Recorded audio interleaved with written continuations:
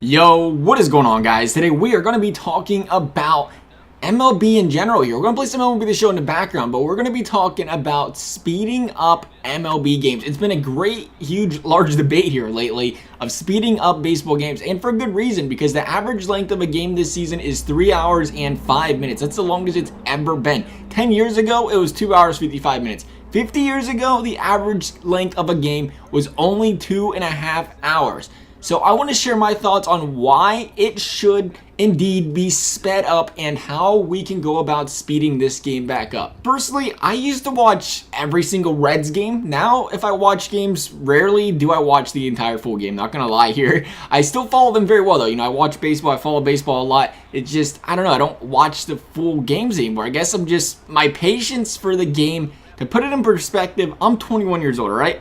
And I think a lot of people, well over the majority, think that games are just slow and boring around my age group. I think I've talked to hundreds of different people around my age group about hockey, about NFL, and I'll be like, you guys watch baseball or anything, you know? And most of them say something along the lines of, no, baseball's boring, I don't watch that, you know, kind of like a little who in the heck would watch baseball kind of reaction I get out of them a lot of the time. It's just too slow paced to watch. But of those same people, a lot of them would say, but I'll play it. I'll go outside and play baseball. It's fun to go, you know, play some softball, play Little League. I love playing baseball in that matter. If you look at the MLB, the average viewer age this year is 53 years old. The average viewer age of the NFL is 47. The NBA, 37. Baseball is quote unquote an old man sport. And I do not mean that with any offense at all to older people that watch the game, but what I mean by it is older people, quite frankly, have a lot more patience than any of us younger people. I'm pretty sure we can all agree on that, right? Hence why I think, you know, they have a little bit more tolerance for the game. That's why the age group's a lot higher, because they don't mind sitting down and watching it. But with that being said, I think that it's very important for baseball to get younger people back into the game. When you think about it, people in their 20s are on social media way more than anybody in their 60s. The more people you can get talking about something, you know, on social media, the better it is for that something. So in this case, that something would be baseball. The more buzz around it, the better, obviously. I mean, I'm not saying that's the only reason, but it sure would be nice if we could hear about something other than an NBA player tweeting about something that has absolutely nothing to do with sports, and then it being shown on ESPN in the opening segment over some baseball. I kind of, you know, in the middle of July, when basketball season's out of date. But I guess that's story for another day. But I do think it's gonna have to start with the sport growing its fan base. I think MLB fans are some of the most loyal and respectful fans around, and I think a little bit of a rule change isn't gonna run them away completely. At least I don't think so. I think like I said, a lot of them are loyal, good supporters of the game. I don't think making a guy pitch a little bit quicker or making a guy get in a batting box a little quicker is gonna be the make or break. As long as we're not changing the actual aspects of the game, I think we're good here. So here's my proposal. Cut out the pre-pitch rituals. It seems like every plate appearance, after every pitch, guys have to step away from the plate, adjust their batting gloves, adjust their crotch, fix their socks, whatever. Pitchers walk a circle around the mound. That kills a lot of time. You could comfortably shave, I think, easily and still be, you know, not rushed to pitch the ball and bat and stuff. 5 seconds off every single pitch during an at-bat. Maybe more. And here's the thing, I think there's an average right under 4 of pitches per at-bat. So you take that 5 seconds, 4 pitches in at-bat, right around 70 plus ABs a game on average, and you look at it and you see we would be shaving off nearly 20 minutes per game just from making these guys speed up around pitching and batting areas. And like I said, we're not rushing it. I know, it's the part of the game, that part of the strategy. Hear me out. These guys are getting paid millions of dollars to play this sport firstly. Then they bat 4 times a game, probably on average. You could say 4 times a game. Most batters bat 4 times a game.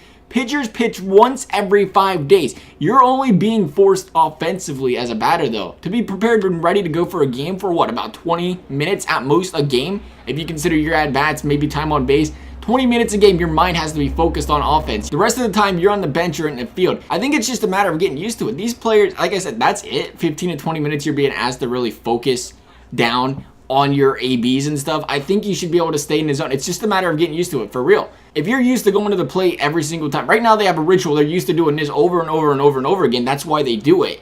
Clear their head, whatever. But if you're used to coming out, taking your pitch, get right back in the batter's box, take your pitch, right back in the batter's box, it becomes a habit just like this ritual does, and they'll get used to it. A lot of these older guys are going to absolutely hate it. I understand that because they've been, the Adrian Beltres of the league have been doing the same exact thing over and over now for 15 years. It's one of those things, though, if you see it start coming up around the minors, they start training these guys in the minors. Get up there, pitch, swing, don't swing, get back in the batter's box quickly. None of this stand outside of the batter's box and mess around with your batting gloves and whatnot for a little bit. I think when they get to the majors, they get used to it because, yeah, you can see there's strategy and some stuff, but it's something where if you're a trained professional getting paid $200, $300 million contracts like some of these guys are, you should be locked in and ready to go when you get in that batter's box. You see some guys will do it. They'll jump right back in there. I know, some guys, pitchers are the same way. It's not a make or break. You look at Mike Leake's one of the fastest pitchers in the league that come to mind here. He always, because he used to play with the Reds, he'd always hurry up. He goes through the order, goes through his pitching pretty quickly, and he's a solid pitcher. I'm not going to call him an elite pitcher, but, he'll put you out there. He'll put you at the 2 or 3 spot in a rotation for your pretty kind of like numbers every single year. It doesn't affect him. It's just a matter of getting used to it, I think. And then you think, it's not just taking away the batter's time, it's taking away the pitcher's time. So it goes both ways. Both of them get used to it, and at the end, it's not like, oh, one guy has the advantage over the other one. Secondly, mound visits. Why not have a limit on these like any other sports? 3 timeouts could be, 3 mound visits. And then the second that guy walks out the dugout, start the 60-second clock, just like a timeout. I know this isn't a huge deal for games, but we do get a lot where the manager will just mope out to the mound, take 30 or 40 seconds just to do that. And then, do the same thing on his way back, and you're talking that's an extra minute or 2 in a game, so on and so forth. I do think, like I said, this is a very debatable one. Because it is strategic. You do need to go out there and have mound visits and stuff. The game is usually intense during these mound visits, so people are normally locked in. It's not going to make or break whether they watch a game. If there's a guy on first and second, the mound visit comes out, you're stirred up and amped up, already ready to go for that next AB, so I don't really think it bores people away. But like I said, waiting 15 seconds between each pitch most definitely can be because there's no action going on that period. I know you can say, well, football's got 40 seconds between plays, but the thing is with football, it's a lot faster paced, obviously. There's constantly stuff going on your screen in football, where at baseball, there's just 2 guys standing there the entire time. There's different formations. They're showing replays. They're showing, no huddle. They're calling all this other stuff's going on in football during that 40 seconds. Compared to that 15 seconds baseball, there's literally just a guy standing there right in front of you. You're watching him change his gloves every 5 seconds. So I can understand where, that's where it gets a little bit different there for you look at football to baseball if you want to put that into perspective. Another small additive, I think really my biggest thing is just speed up between pitches. But this, again, warm-up pitches. Pitchers get 8 pitches.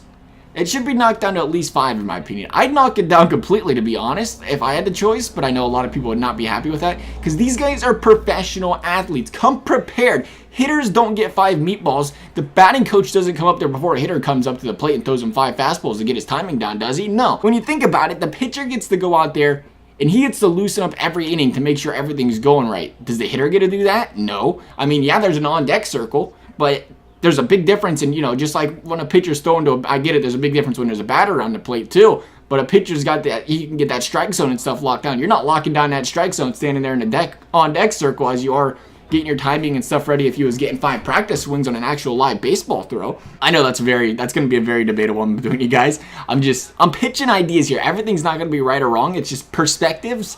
Think of how you, then take those perspectives, think about them, and be like, well, like or don't like. That's why we threw 3 different things in here. Like I said, it gives people different options to think about here before they'd actually do something like it. But again, I bring it up though, basketball players don't take 8 warm-up shots when they come off the bench. Hockey players don't get to take warm-up shots before they come off the bench. Pitchers are one of those rare occasions where they literally get to go out there and hold the game up just to warm up. I mean, yeah, you can say, again, football, the quarterback's throwing on the sidelines. That's because there's defense going on and whatnot. If the pitcher wants to warm up, 9 pitches before the at-bat, throw him out there. I guess it'd be tough to throw him out in the bullpen, but you know what I'm saying? Go find him somewhere to go through 8 or 9 pitches before and come prepared to the game. We're literally giving a pitcher time to warm up every single half inning. And you consider, if you take away 3 warm-up pitches, like I said, throw it in perspective here. We'll be fair. We'll give him 5 pitches to warm up, so that should still be adequate enough. Say we get rid of 3 warm-up pitches. What's that say? Probably 30 seconds. You consider that happens every half inning. That's 9 more minutes shaved off the game. So now we're up to almost 30 minutes shaved off the game, and we're close to that 2:30 mark once again, which is a very good start in my opinion, honestly. Depending on, really, when you think about it, if you could shave off 10 minutes from in between pitches, even that crunches it down. Personally, like I said, I really think the mound visit procedure is not a big deal.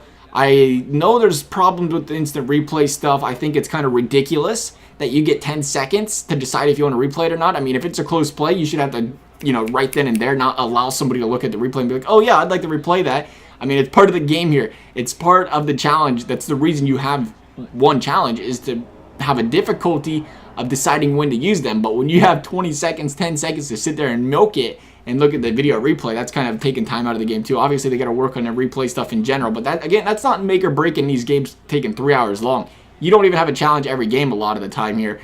And we had the same problem before challenges, but speeding up between pitches is definitely the most important thing in my opinion, because there's just too much downtime between it. Younger people, like myself, we don't have attention spans, man. We want pitch after pitch. The more game action packed together, the better. I think that'd be a definitely good start. I'd like to hear what you guys think about this situation. Like I said, just pitching ideas to you guys. I know people have different opinions on it, but as for this video, guys, I hope you enjoyed it. Thanks for watching, and we'll see you next time.